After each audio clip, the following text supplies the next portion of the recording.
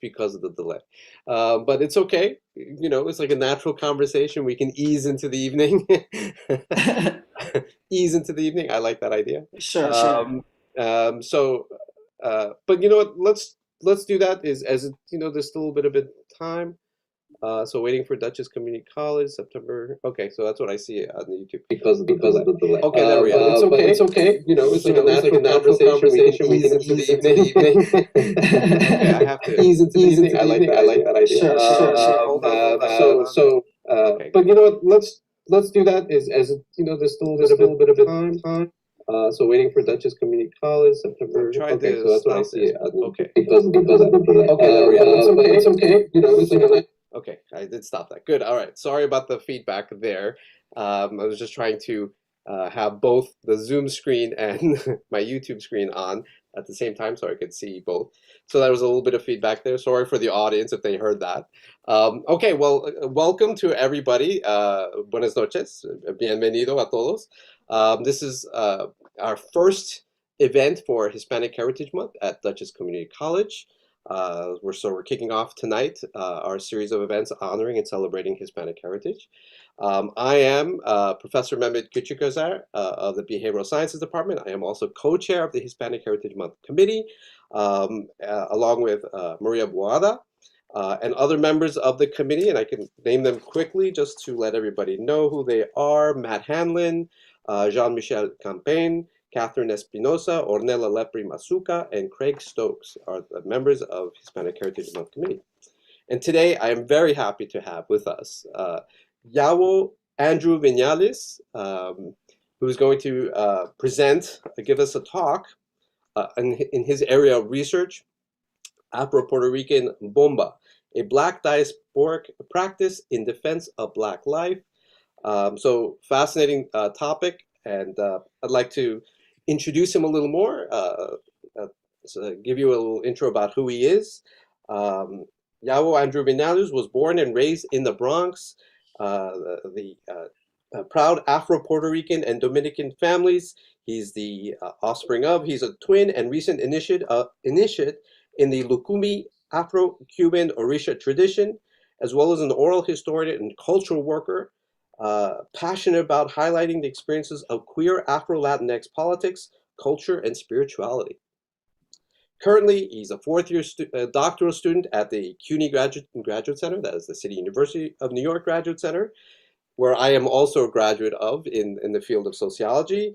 Yawo Andrew is studying anthropology, cultural anthropology, and he's looking to explore further anthropological possibilities in cultural work, storytelling, and public scholarship.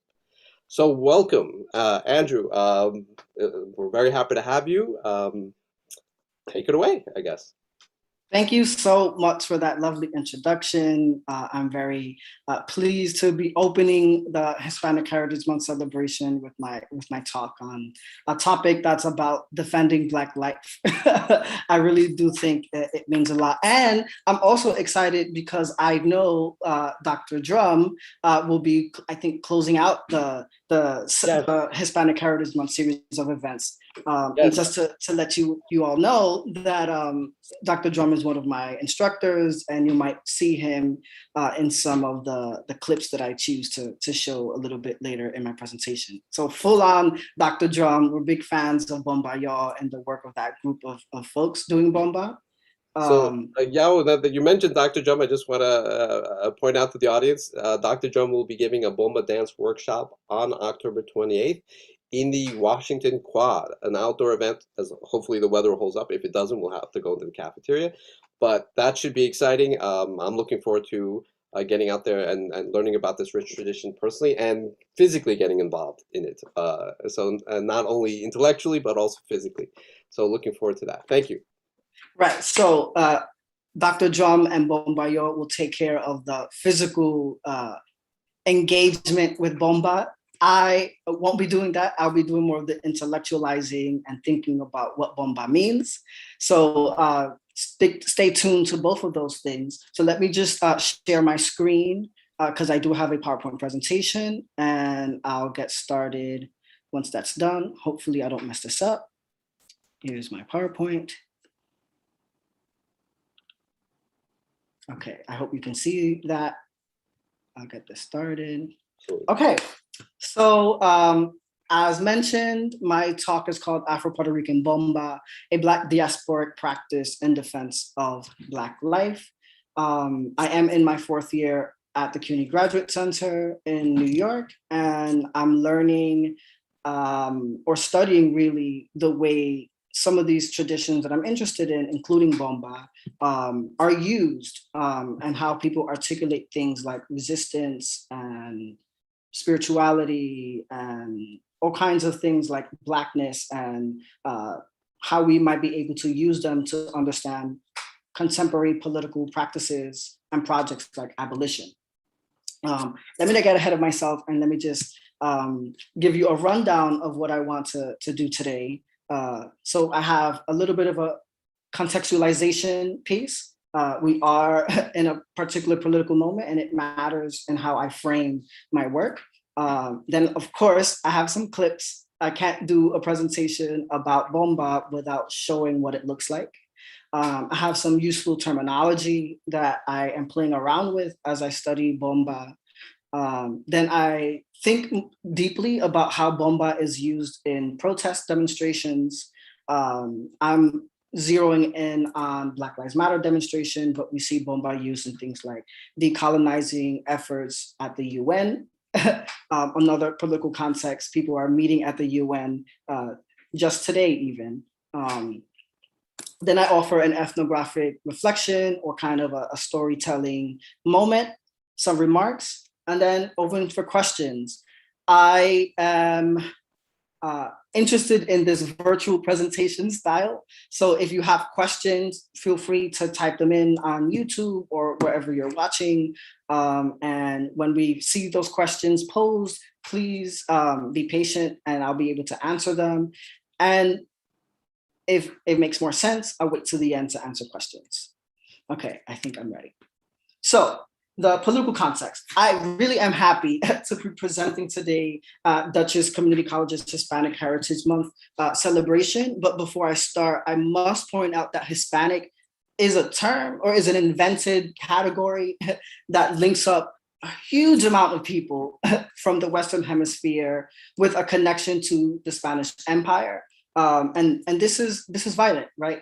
And similarly, Latino as a category is another invention that tries to do something different, but it still kind of has a tendency to erase Indigenous and Black experience within that Latinidad category. And so we have to question how and when we can use these terms. I like to think of using these terms to highlight things like solidarity.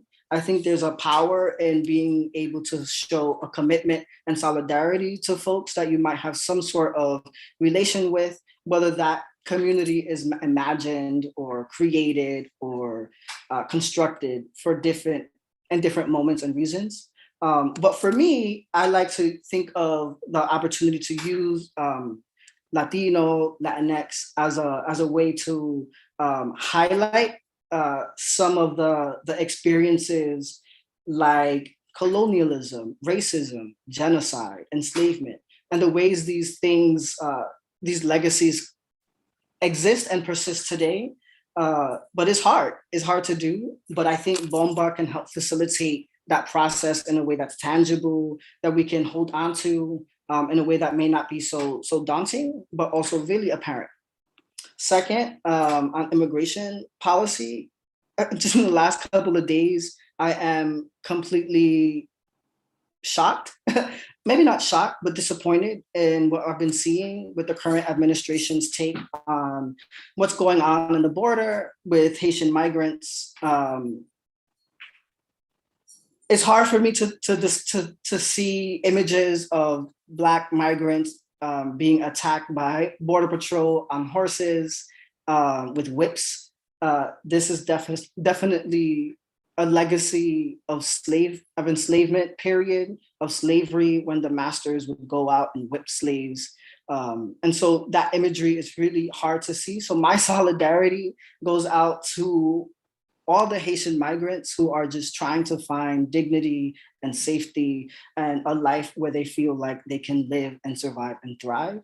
I think in this Hispanic Heritage Month celebration, we often talk about migration as a key concept and experience of Latinidad, and Haitians, for me, are definitely instrumental to that history. And so we need to make sure we highlight that what is going on, because there's a lot of violence happening and it's not fun to see.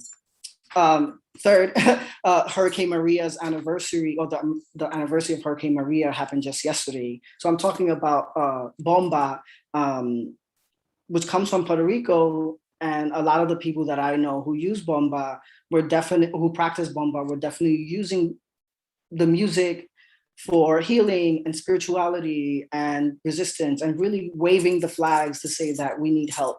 And so I wanted to highlight that. And then the last thing, and the reason why the big reason why we're doing this virtually, is because we're still in a pandemic. And it's a reminder that we have to be careful, even when we're doing things like Bomba, to make sure that safety first. So yeah, all of that to say that to do this research, to do this work is really, really hard, right? It requires us to be reflective on what is going on around us. And so I hope my presentation offers just a tiny little bit of hope, because our ancestors teach us that even under dire circumstances like slavery and enslavement, we can wield our power and creativity to survive, to find new ways to resist, and to just get by, right? And so I invite you to take a moment to just have a breath and think about the ancestors that inspire you. Think about the ancestors that teach you that you have the tools to be able to get through this, through the pandemic, through the immigration policy, through hurricanes. So just take a moment. I'm gonna count in my head to 10, and I'm gonna reflect on some of my ancestors who inspired.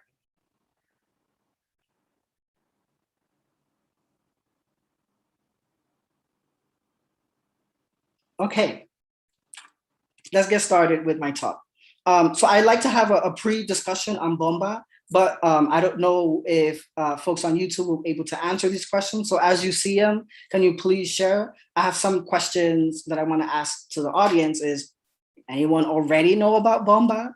Or what thoughts, ideas, or feelings come up when you hear or watch Bomba? So the reason why I'm asking these questions is because I know that Bomba is getting more and more popular.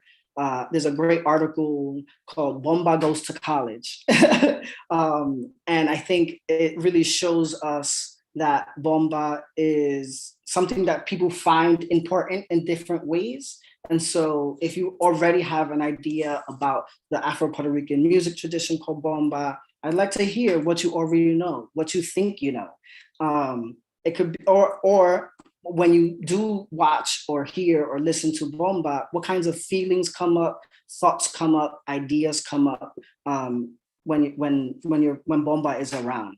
So I'll hold on for a moment, give you some time to write your questions or your responses to these questions, and then I'll situate Bomba how I think about Bomba before I share my clips.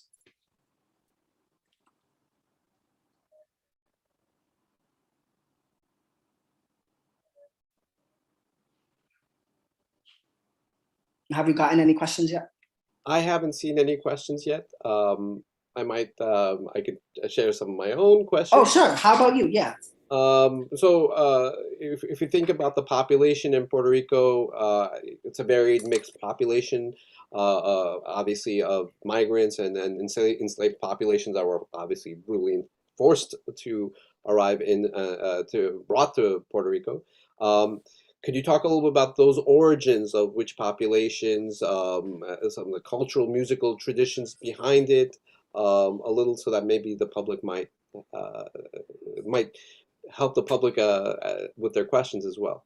Sure. So I'll get into I'll get into that more as I move on in the presentation. But bomba, for folks who may not know, is an Afro-Puerto Rican tradition that some have linked to things like slave rebellion, and it's passed down from the innovations of people who refused and resisted enslavement in different formats. And so they created this music tradition called bomba. And I think some of the earliest on record reports on bomba are in the late 1600s. And so this is something that's existed for centuries, really.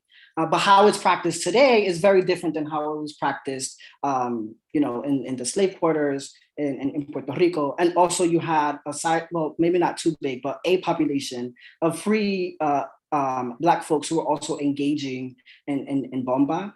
Bomba has drums. They use a barrel drum, which is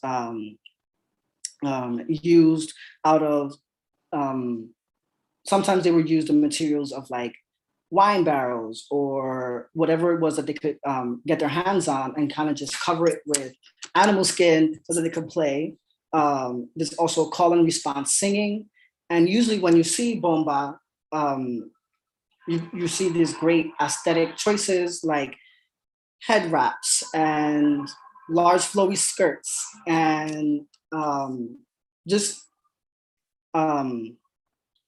you see like people wearing like white shirts or guayaberas similar to what I'm wearing right now, or there's all kinds of markers that bomba stir up. But really at its root and foundation, it is a derivative of multiple kinds of traditions. Some have traced to, I guess, Congo region ethnic groups with their music and cosmologies, but also things like we have a paseo, which some have connected to when you're entering the ring or the arena.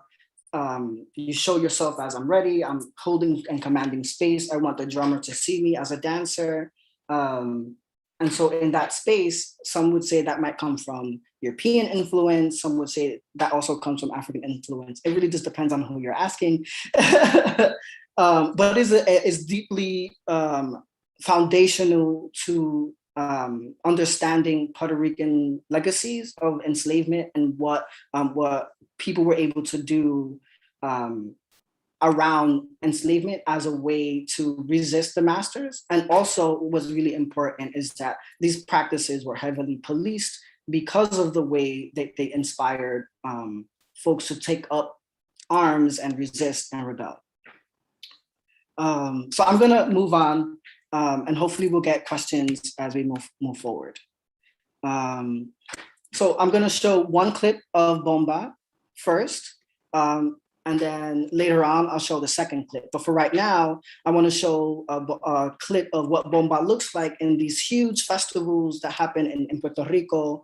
And so we have plenty of Encuentros de Lomba that take place all over the island, and they invite people from all around, including the diaspora, to kind of just perform, share space, be in community with, and teach each other about the importance of bomba. So I'm going to try to use that, stop sharing my screen, and share the YouTube video. So I'll share again, share with sound. There it is. And this one is in Loíza. I'll play a few minutes of it. I'll lower my volume so it's not too loud. Can you hear it?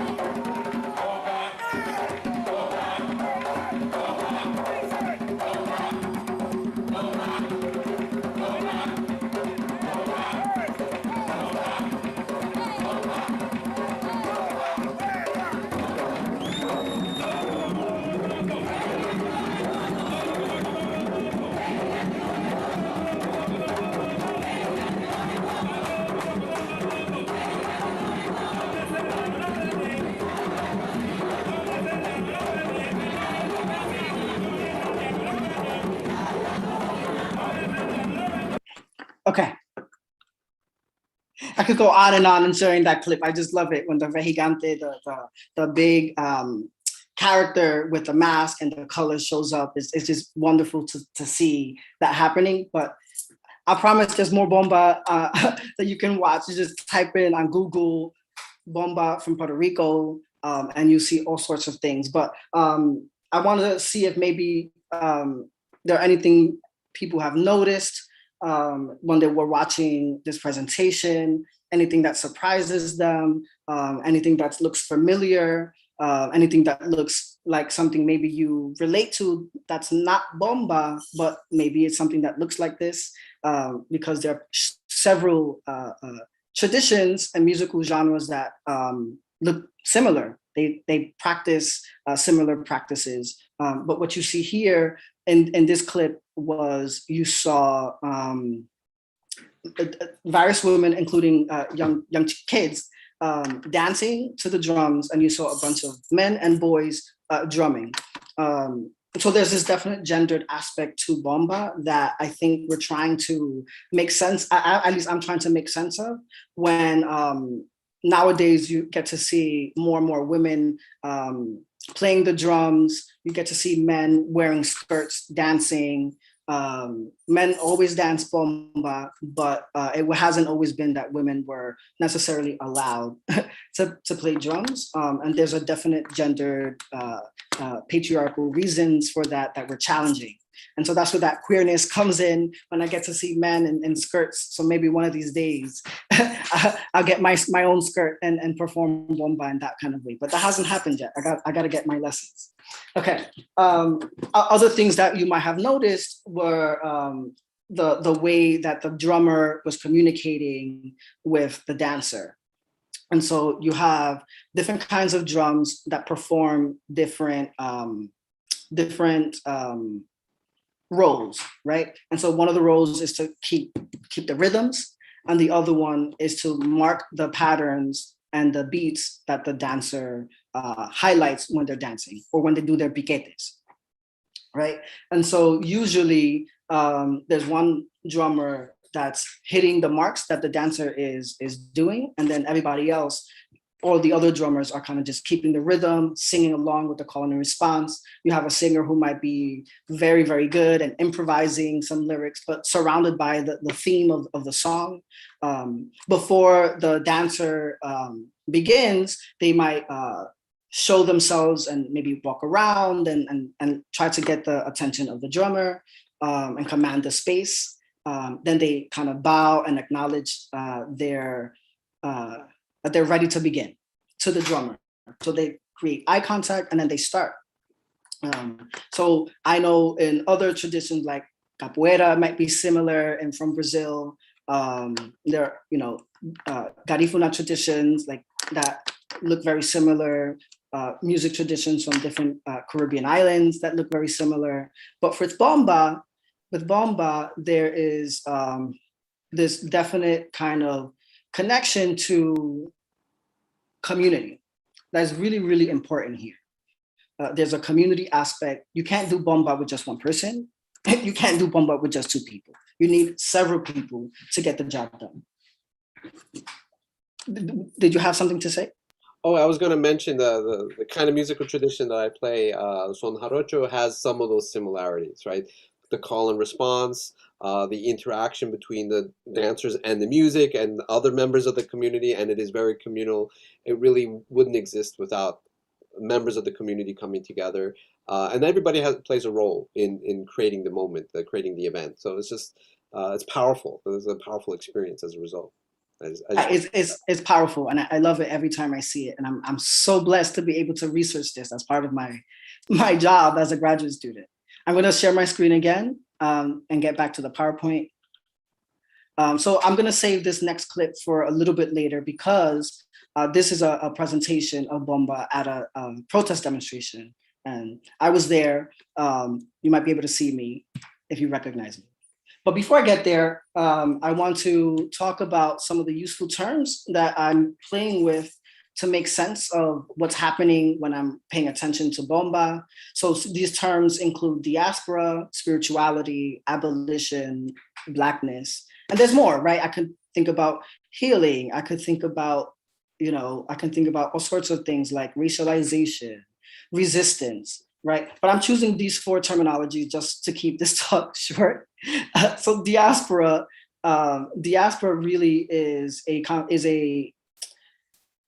term that stems from an understanding, or I guess a political project that looks at the ways people of African descent who kind of exist outside of Africa kind of relate to each other. There's a political practice that comes from understanding yourself as kin with other folks with that experience, with Africa serving as a anchoring role. You may not necessarily feel like you're from Africa, but there's something about it that connects you with that, be it things like a yearning, or be it things like cultural traditions that kind of been passed on as a result of living on this hemisphere being traced back to Africa. So for example,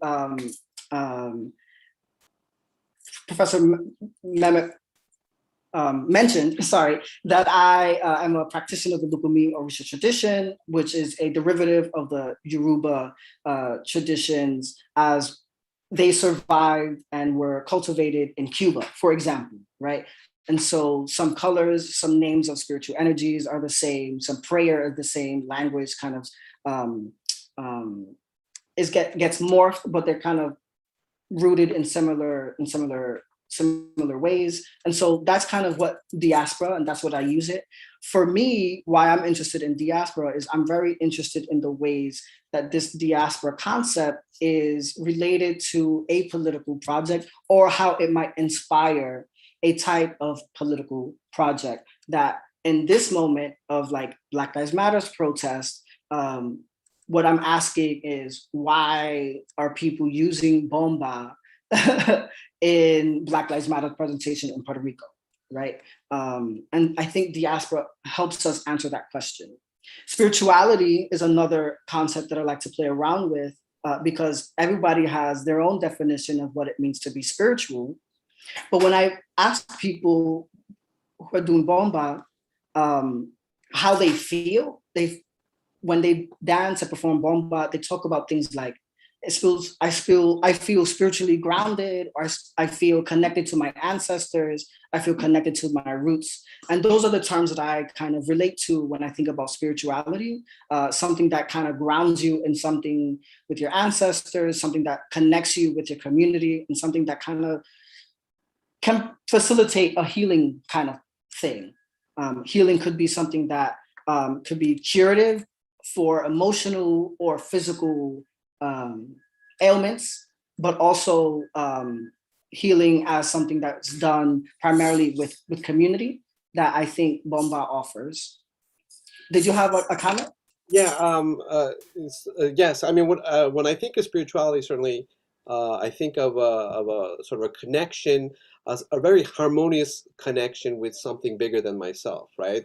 A sense of belongingness, right? In a particular moment in time, and I think that, as you said, community, that experience of sharing this experience with of so many people, perhaps heightens that sense of harmony, not only with music but with people, sort of an energy and a connection with so many with something bigger than ourselves, certainly, and community is that. I just want to clarify something for people who want to ask comments, and I'm trying to figure this out on YouTube. There is a chat function. I think you have to sign in to be able to ask comments. So please try. I've been trying to type stuff there, but it hasn't been coming out for some reason. I'm not sure why. I did contact our tech guy trying to fix that. But one of our professors does have a question for you, Andrew. He asks, I wanted to know the difference between bomba and Venezuelan tambores.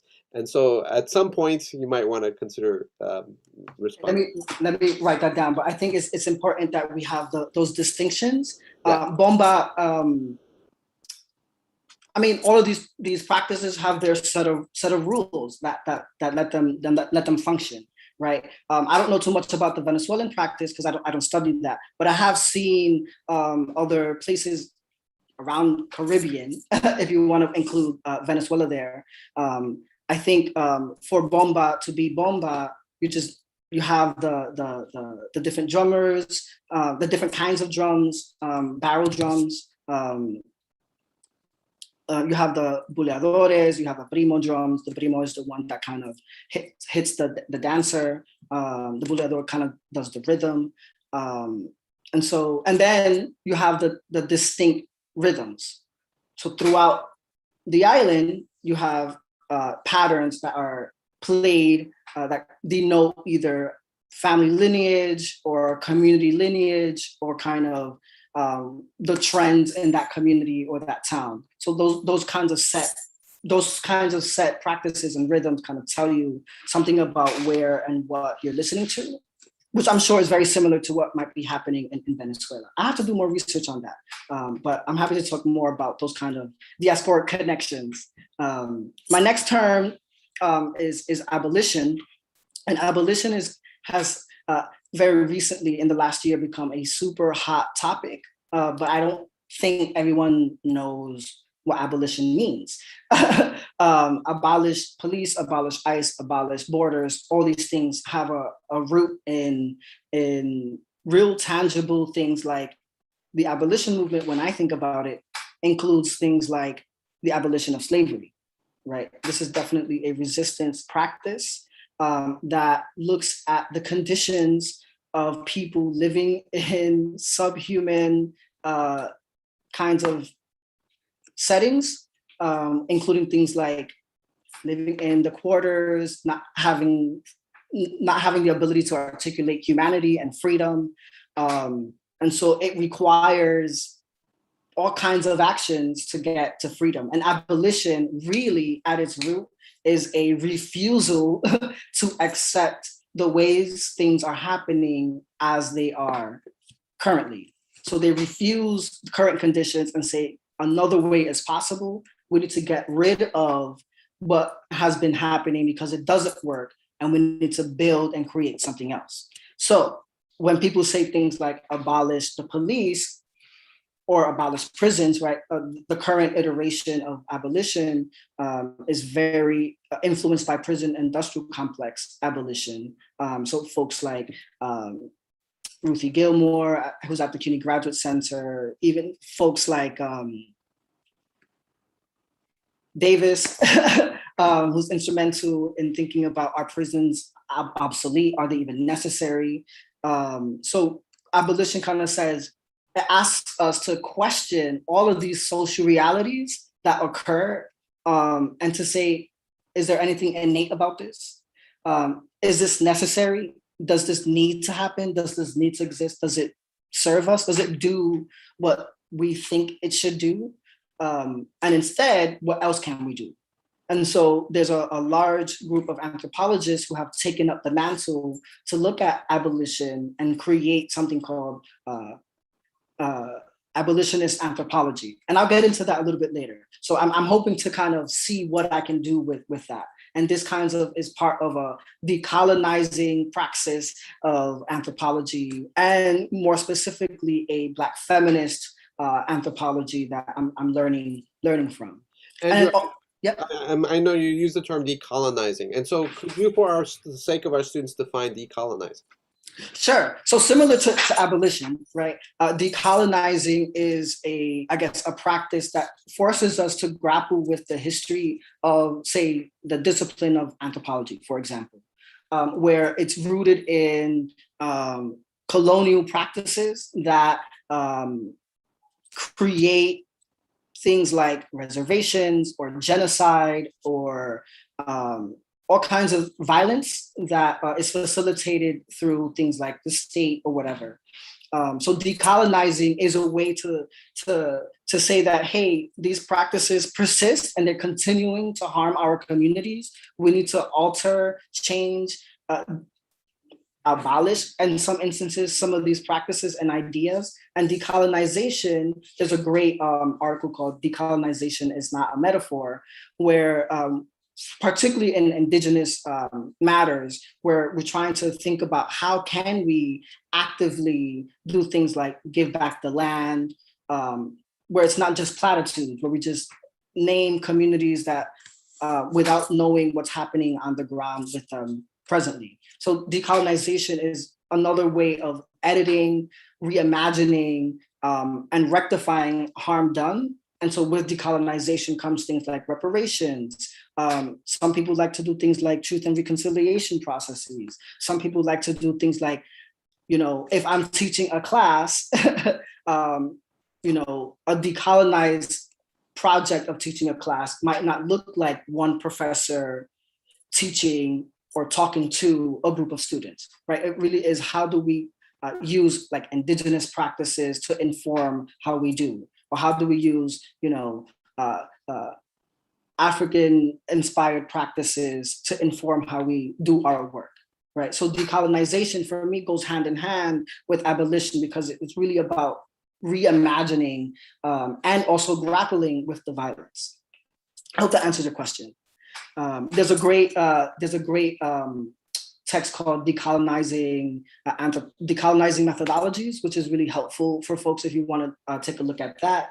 Also, decolonization is not a metaphor; it's a helpful piece. I'll be able to name more if you need. And I think just to maybe give a little more of an idea, is to thinking about how traditions of power, traditional forms of power that have stemmed from colonization, structures of power started, of course, in the New World, as we call it, with the colonization of Europeans who arrived, and they set up structures of power. But in doing so, they also created ways of thinking and ways of talking that reflected those structures of power. So when we say, Columbus discovered America, that reflects the dominance of white European thinking towards the world, when in reality, of course, Columbus never discovered America. There are already people here. But talking like that recreates those structures of power that have traditionally existed, right? So we want to free ourselves from thinking that way because we don't want to reaffirm those structures of power that have been violent, of course, and oppressive, and so reimagine our communities free of those traditions of power and dominance. Right, absolutely. And part of that, for example, and there's a great conversation happening in some of the texts that I'm reading that looks at even the categories of things that might be so benign, but have a history of violence and imposition, like things like who counts as human, right? So if we were thinking about humanity as a concept, we have to learn where that comes from. And currently in what we might consider the West, we have imposed this concept of humanity when other regions or the folks outside of the West or outside of Europe might have been thinking about humanity in different terms. but because things like power and colonization, those things get erased, and we privilege those that come from those ideas that come from Europe. So it's definitely a negotiation and reimagination of that power, and to say what would happen if we were to reject the colonial understandings and reinscribe our traditional or indigenous practices.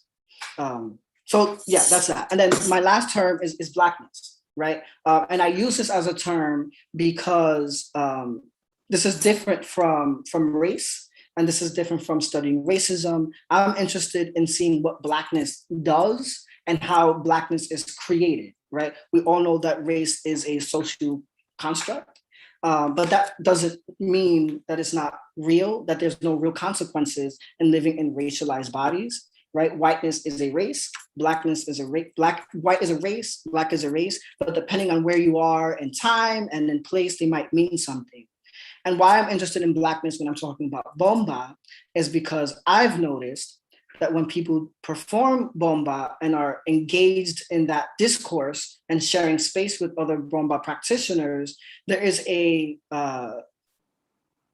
formation, or there is a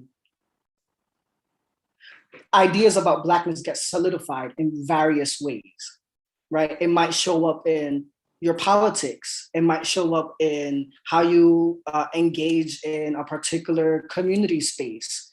It might even inform how you dress, right? So Blackness does something. It's not just sitting around dormant, and instead is doing something. And I think Bomba could help us show what Blackness does here, or how Blackness gets created, recreated, depending on time and space. I hope all those terms make sense, because as I move on, I'm going to use them in my ethnographic reflection, and use them as I demonstrate what I'm hoping to do with my research as I move forward. Okay. Just to clarify for our audience, ethnographic refers to a type of methodology that social scientists use to collect evidence, right? If you want to define it, Andrew. Yeah, so anthropologists kind of say that the main kind of identifying marker for anthropology, although not everyone does ethnography in anthropology, is ethnography, right? So an ethnography is a type of research method where you are doing things like participant observation, interviewing, taking notes, talking to people, listening to people, learning from people, and putting those in conversation with larger social theory to make sense of what's happening as you see it. Traditionally, ethnographies were done, or traditional anthropology, or colonial anthropology kind of uses ethnography to understand an other for questions of power and maintaining, white supremacy or colonization or imperialism, what have you. But in a nutshell, ethnography is, when you read an ethnography, you're reading someone's interactions with people that they're studying. And oftentimes sometimes it's in the first person reflection, sometimes it looks like a narrative, sometimes it's long form interviews situated with brief reflections. So ethnographies can look like different things, but for me, I like to use ethnographic reflections as it relates to things like storytelling, so that we can make sense of what's happening. Okay, so I'm gonna go and situate Bomba. I kind of talked about this briefly, but I kind of placed Bomba in a very particular way. But there are plenty of ways to think about Bomba. But for me, since I've noticed more and more visibility surrounding the Afro-Puerto Rican genre of Bomba, you see it all over the place. I think PBS released like a documentary about Bomba recently. You see Bomba used more in protest demonstrations. It just becomes more visible. But it is part of a terrain of Black and African diasporic traditions that includes drumming, dancing, call and response singing, improvisation, community, aesthetics, including clothing like skirts and head wraps and colors that you might see. Plenty of scholars have studied bomba through the lens of things like folklore, through things like a Black feminist lens, through, you know, ritual, or through tradition, the lenses of ritual or tradition. So I hope to situate my work within those spaces, but I'm mostly inspired by Black feminist thought and Black feminist anthropology that kind of is questioning how and whether or not we can decolonize anthropology to make sense of what is happening when we're looking at bomba. So while I'm thinking about bomba, sorry, I don't know what happened. I am interested in these terms, diaspora resistance and Blackness, right? Because when I look at bomba and someone is performing this thing where they're wearing, you know, these skirts, or they're playing these drum patterns that have a particular epistemology or ontology that they're working with, which means like their roots or ways of knowing how to be in the world, right? That they're performing something that articulates where they belong or how they might want to show up, how they value certain types of practices. And so I think this helps me understand a little bit more about diaspora and resistance, again, because these practices were policed. These practices are tied to things like slave rebellion, right? So in the article by Ashley Coleman Taylor, she reminds us that planning slave rebellions was facilitated through bombas, right? So her article is called Water Overflows with Memory, Bomba Healing, and the Archival Oceanic. And all of this is about Blackness, I think, for me at least. And so when I see non-Black practitioners of bomba still using the same garb and costumes, I'm interested in finding out what's happening here. Do they become and put on Blackness? Is this okay? Is it not okay? Or are they doing something else as part of their community? Yeah, so all these kinds of questions open up when I'm looking at a performance, any given performance, or when I'm participating in it, when I'm dancing, is, you know, I have to figure out how to make sense of these terminologies.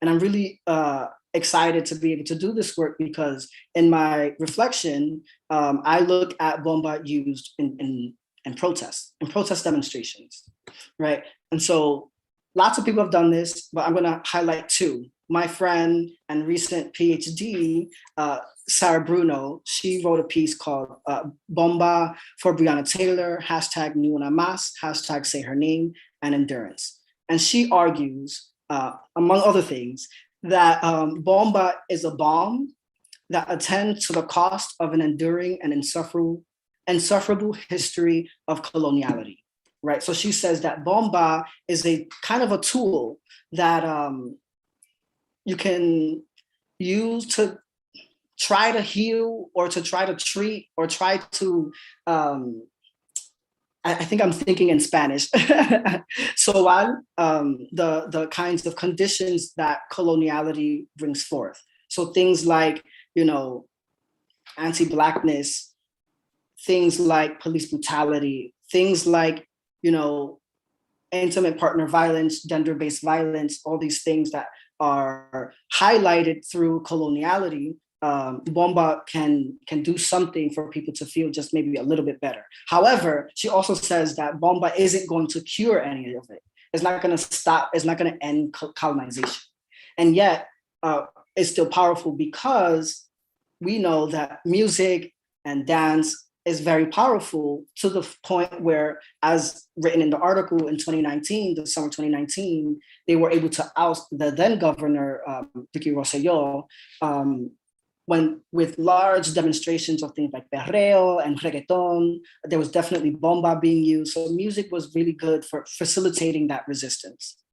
And then Isar Gaudreau's book, Scripts of Blackness, talks about how Bomba is kind of a script or a narrative already, that once you see Bomba, you know you're talking about Blackness, right? And so in Puerto Rico, lots of scholars have noted that there is a tendency to privilege things like mestizo identity and mestizaje, or a racial mixture.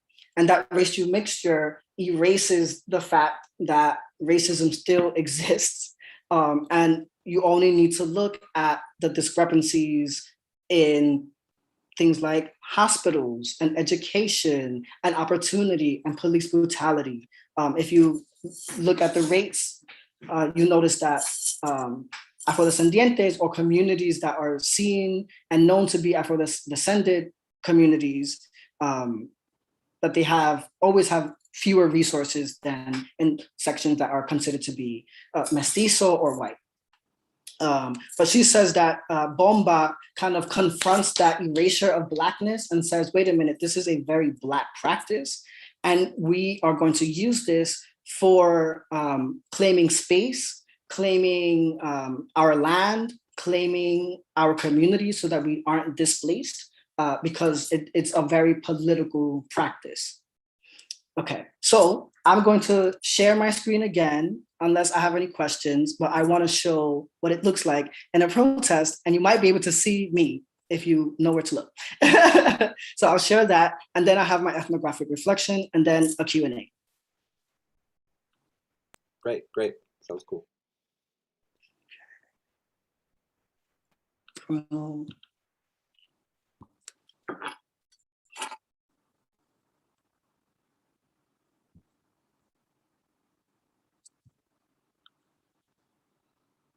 Are you dancing in this scene? You might be able to see me dance. Let's see if I get it to the right, if it's queued up to the right spot. So this is a demonstration at Union Square last year, June 4th, in the midst of the protest surrounding George Floyd and Breonna Taylor, and the Black Lives Matter demonstration. So this is in New York. Let's see if you can hear it. So this,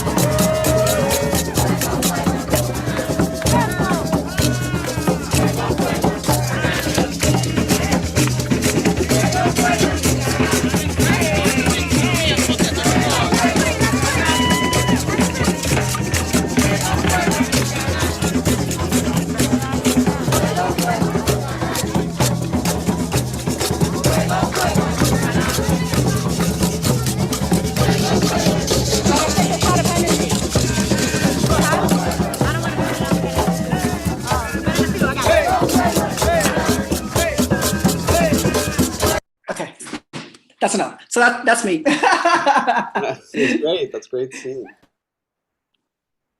It's when I have my hair still very long. I miss it. So I'm gonna get back to my PowerPoint. So if there's any questions, please put them into the YouTube chat. I'd love to answer some questions. Here's my PowerPoint. So my question is, how long have you been studying Bomba?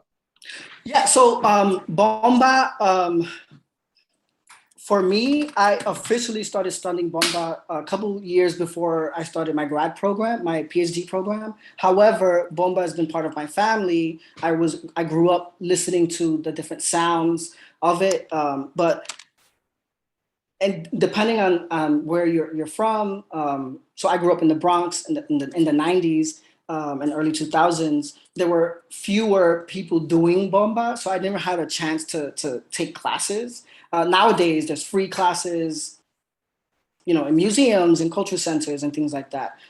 It's not perfect. I would like to see more. But when I was growing up, I got to understand bomba through my relationship with my Puerto Rican family, my Afro-Puerto Rican family, namely the Cortijos, who are my cousins. And if anyone knows who Rafael Cortijo is, the kind of famous musicians that were using the traditional Afro-Puerto Rican sounds and things like salsa, for example.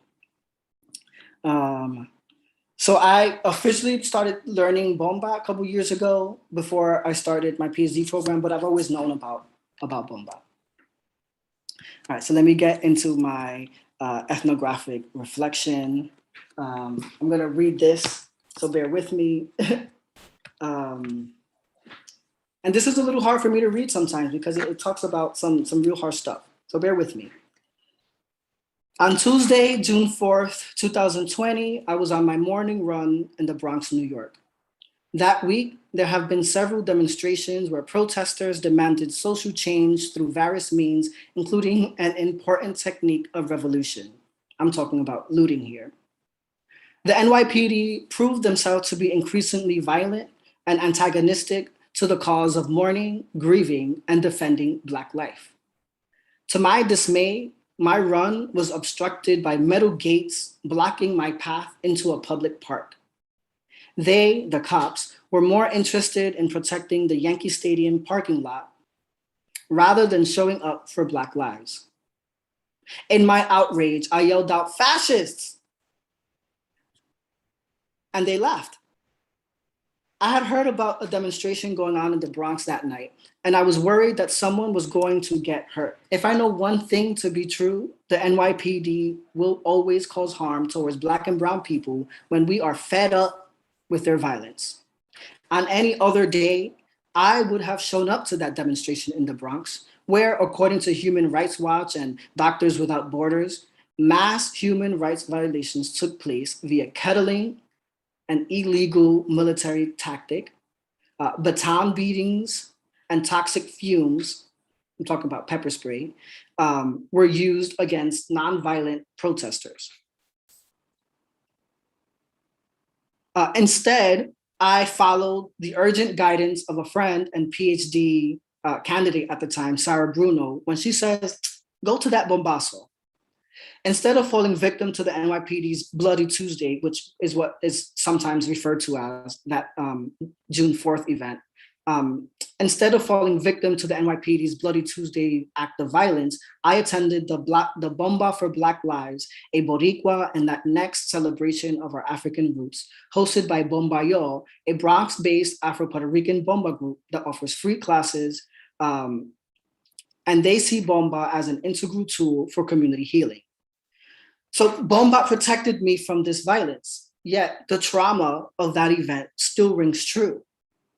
My childhood best friend wound up getting arrested and taken into custody that night. It's still hard to imagine and articulate what it feels like to have your friend call you in the middle of the night and say, "I'm locked up because I was protesting." To this day, the NYPD has not been held accountable for their actions, and they're still under investigation. Lawsuits could string up to the millions, if not hundreds of millions of dollars, because they rounded up hundreds of people without due process. And so here, that little bit of a reflection helps me understand the way bomba can be used for healing, and yet it doesn't necessarily end the problem, right? The police were still violent. But when I was using the bomba in Union Square, I was kind of protected in this kind of ritual space. And so in this ritual space of the bate, so when you're dancing bomba, usually you're in a circle, and in that circle, you're in the bate, and in that bate, a lot of people articulate things like freedom, right? That there's something happening there that feels liberating, that feels free. And so in that, when you saw me dancing, there was a little bit of a freedom there. There was a little bit of a liberation there. However, I was mourning still. I was still mourning the fact that yet other people were killed by the police, and we wanted to make sure that there were some sort of accountability there, right?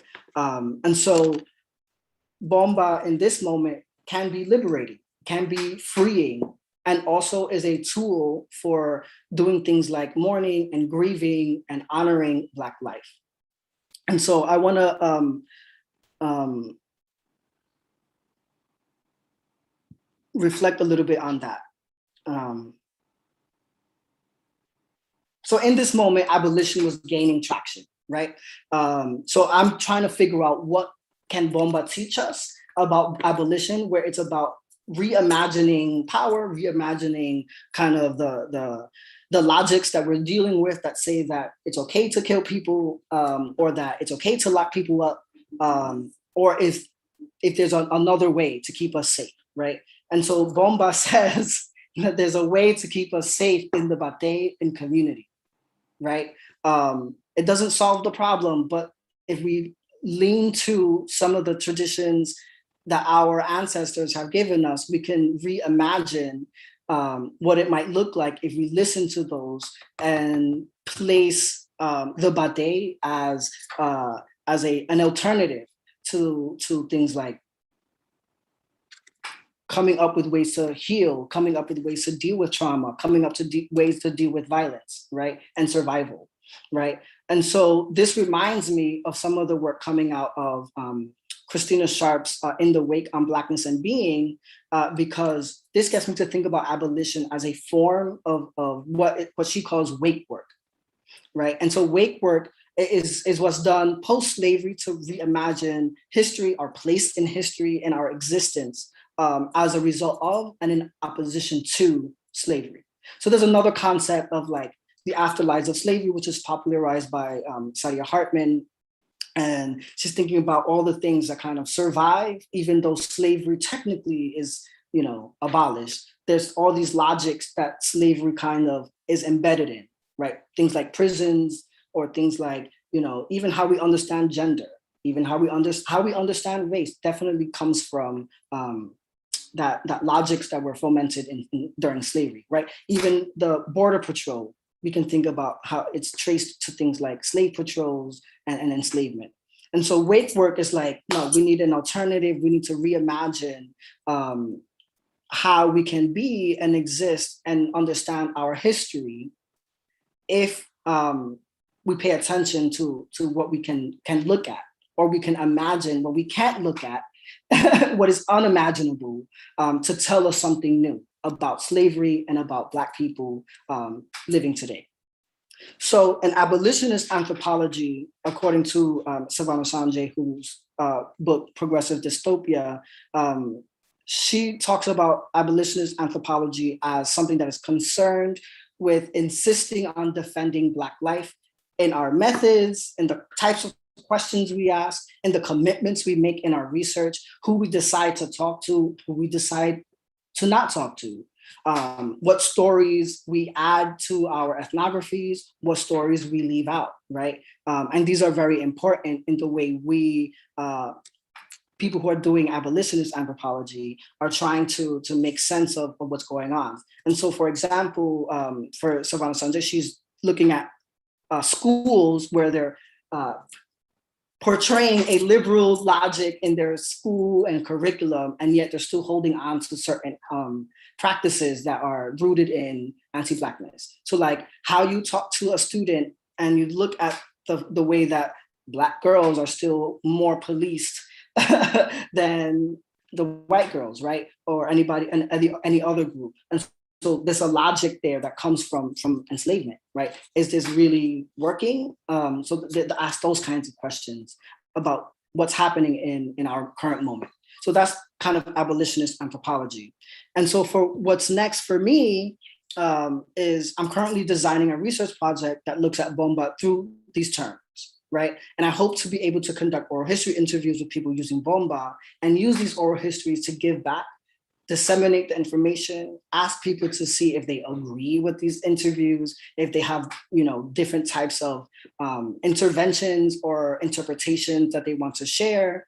And I'm really looking forward to going to more Bomba classes and workshops and demonstrations to observe and learn with practitioners, because I think the gift of ethnography is that you get to share space with so many other people. And I think in the decolonizing era of anthropology, people find it really valuable what other people have to say, not just as people being researched, but as fellow theorists and scholars, or people who are smart enough, like anybody else, just like the researcher or me, the graduate student, we're able to come up with questions and theories and make sense of what's going on. So for me, I want to do that with my collaborators and not place them over other scholars that I think do something a little bit different, maybe similar. And so what that looks like is my citational practices. And so here I place scholars, culture workers, and family organizations and groups, and then folks who are no longer with us on the same page, right? So I have scholars like Kristen A. Smith, and Dr. Joanna Fernandez, and Amaryllis Estrella, like all these wonderful, Sarah Bruno, who I cited, Isa Gudru, who I cited, but also culture workers like Jose Ortiz, who is Dr. Drum, right? Or, some other folks like my twin brother, Christopher, or my little sister, Terry, who are also, for me, instrumental in making me think about Bomba in new ways. And therefore I have to cite them because they are also helping me make sense of what's happening. And then, of course, I make sure to honor the work of Juan Flores and Miriam Jimenez Roman, whose work on the Afro-Latino reader really changes the game for any type of work on Afro-Latino study anywhere. So in honor of them, want to make sure that we remember their work and say that this work sits on their shoulders. That's all I have for my presentation, but these are my references. So if you have any questions, I'm happy to take them. And if you don't have questions, maybe you can look at my prompts. Is there anything about Bomba that you'd like to learn more about, or what questions might you have? And I'm looking forward to answering. I'm gonna stop sharing my screen and we do this more organically. Thank you, Yawo. Really interesting presentation. Obviously, very personal discussion as well with your reflections. And I could see certainly, remembering the trauma of June 4th, as you mentioned, of the year before. And that's certainly difficult. And it's important to point out that, ethnography is difficult work, right? It's hard. It's really hard. Living with a community of people, experiencing what they're experiencing, understanding them through their own eyes, right? So it's a rich kind of, very difficult kind of research. It's emotional, it's very personal as well, and you have to struggle with your sometimes inability to fully grasp your frustrations with your inability to fully grasp the lives of the people that you want to learn about, learn more of.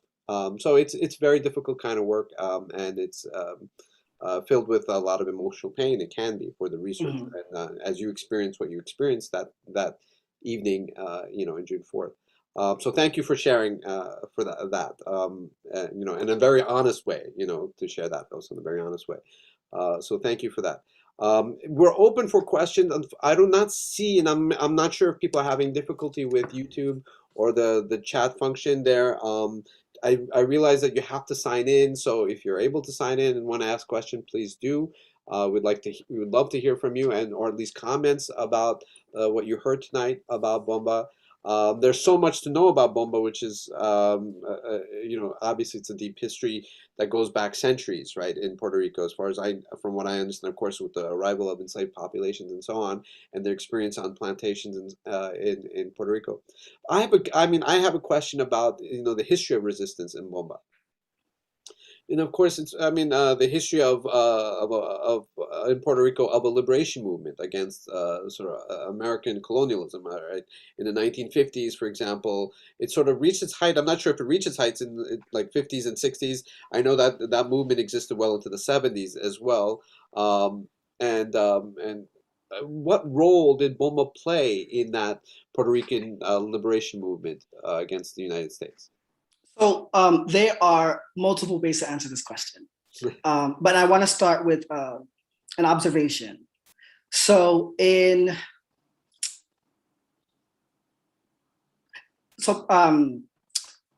have a famous kind of iconic figure. So I don't like to deify any political figures, but in Puerto Rico, people lean towards Pedro Albizu Campos, a Afro-descendant man who studied at Harvard University, was a lawyer, and became a leader of the Puerto Rican Nationalist Party. Afro-descendant, and he was definitely breaking the law by arguing for independence for Puerto Rico. And so he was jailed and imprisoned and tortured, whole 9 yards. So while this was happening, while he was in prison, people had organized a demonstration in Ponce, which is on the south of the island of Puerto Rico, on the day of a celebration for abolition.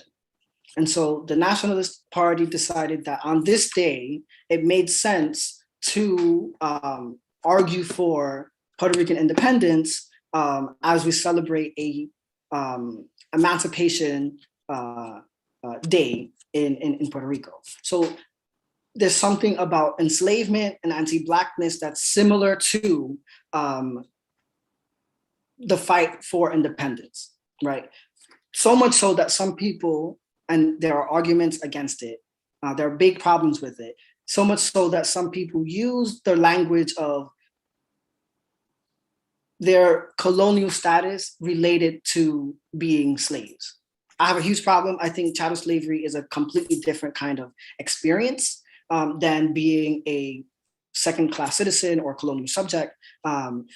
So there's that, right? However, I don't know if in the Ponce massacre, which resulted after this demonstration, while this demonstration was happening, if people were going to use bomba in this demonstration. It's hard to know, right?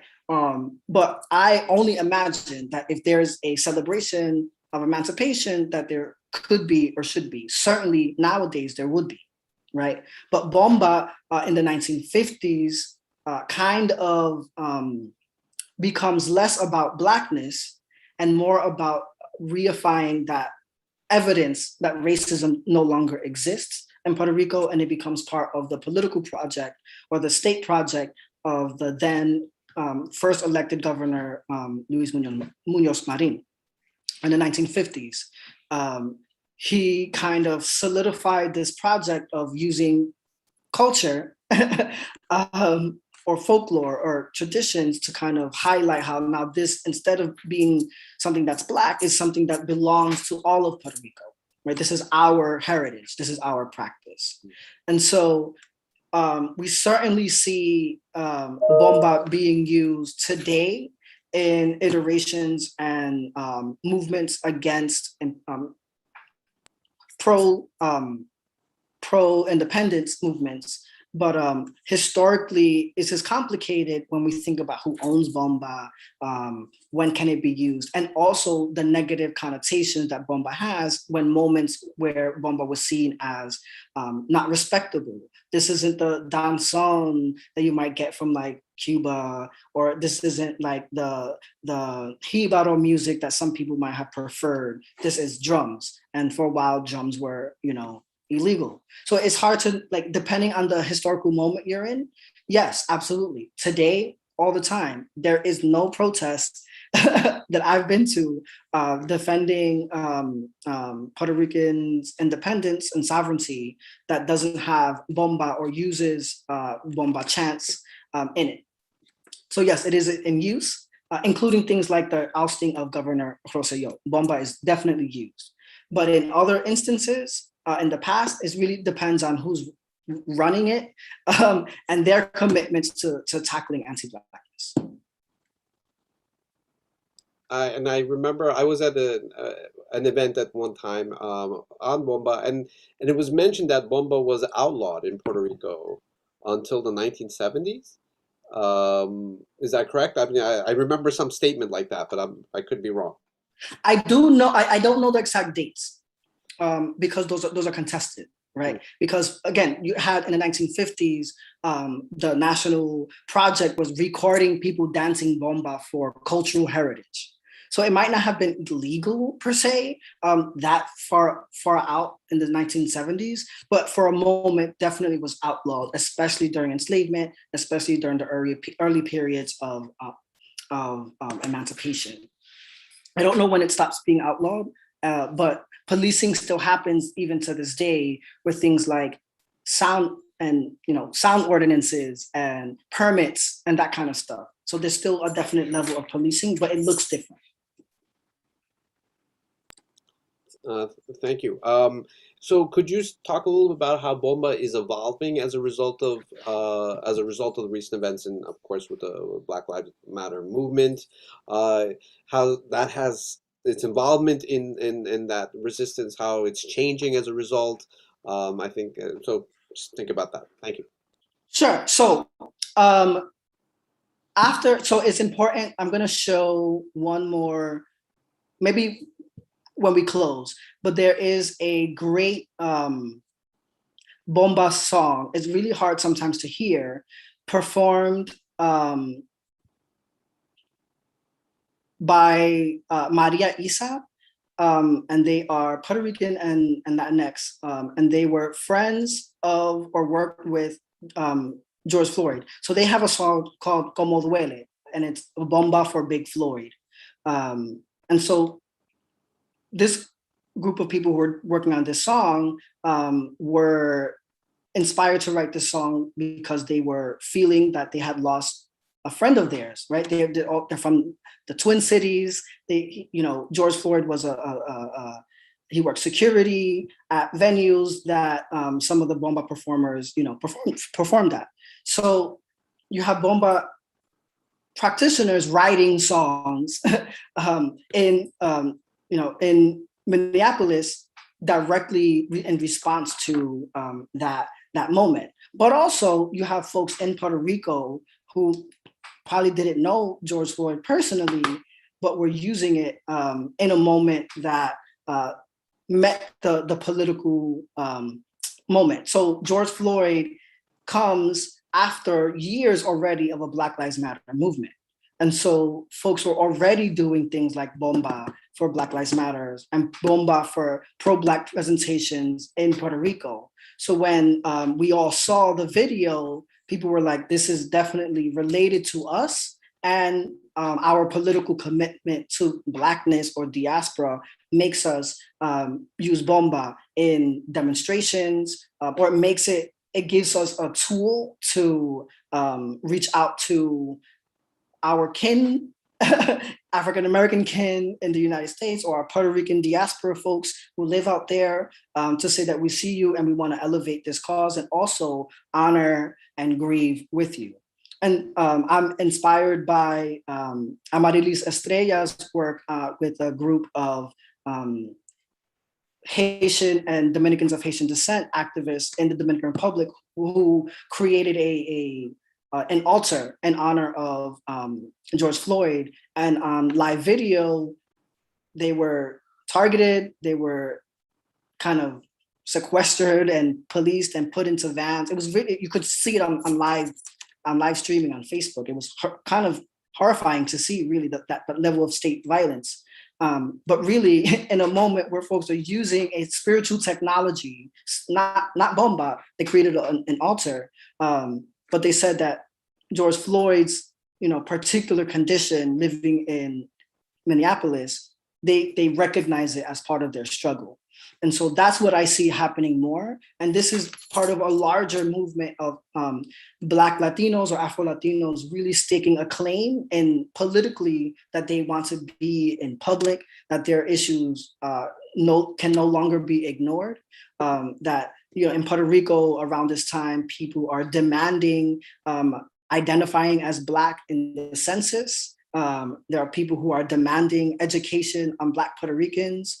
They are demanding recognition that Black people are facing police brutality. And so they're demanding people make those records, because for a long time, we didn't have those records spelled out through racial demarcations. And so you just couldn't know, right? But now with this movement,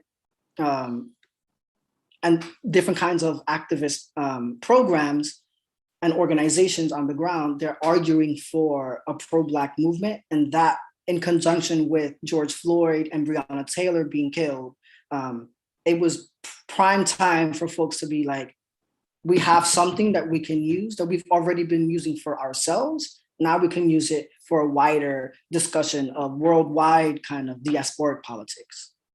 And that, I think, is really important, because it shows a little bit of that political commitment and Blackness being redefined. Thank you. Thank you so much, Yawo, Andrew, Viñales. Thank you so much for your discussion, your presentation tonight. Very detailed, very rich, a lot to think about, and I hope that it becomes a source of inspiration and curiosity for our audience to explore more about Bomba and the history of Puerto Rico, the history of Puerto Ricans in New York and in the United States, and political activism, the history of political activism, social activism, right, social change. And also to think about how traditions like this help to humanize people, and humanization itself is a form of resistance, if you think about it, right?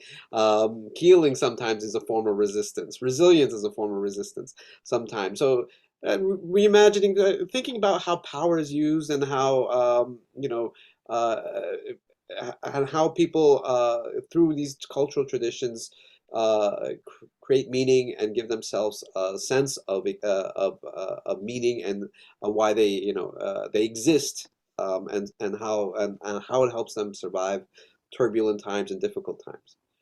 So again, thank you for that discussion. Certainly. I'm more curious about the cultural traditions, and I myself want to learn more about that. So I hope our audience is also inspired to explore more. And you can do that by going to the event with Dr. Drum and Bombayo. Just need to throw that plug That's in. why we want to do it, to follow up on this cultural tradition. There's so much to know about it, after all. So, which reminds me, thank you, Yawo. I wanted to mention reiterate some of the events that are coming up, so that our audience knows before we close tonight. Thursday, we have Aurelio del Muro, who will talk about the artist Jose Guadalupe Posada, the Mexican artist from the 19th century, who of course is the source of the Day of the Dead iconography in Mexico. So this is an art workshop. You have our participants in person can have the chance to, of course, do artwork in this presentation. So it's exciting. Hopefully people can come. People live stream could also follow along and participate. Andres Tapia Ursua, next Thursday, September 30th, is a filmmaker and has been documenting the lives of Latinx Americans in Pittsburgh. So he'll share some of his film with our audience. Super Mambo on October 5th. It's a Tuesday. Incredible musicians. So they're going to present their music honoring the life of Tito Puente, inspired by the music of Tito Puente. And we'll have conversation with the musicians. We'll talk about their work and share their knowledge about music with us. As well as anything else, right? So it's an open conversation, as well as experiencing music. Wednesday, October 13th, Rachel McGibbons is going to speak, read poetry. She's a poet, activist, playwright, and essayist of Mexican descent. In her poetry, she will also speak about the Mexican-American experience. She's famous for her slam poetry, so it should be a powerful evening.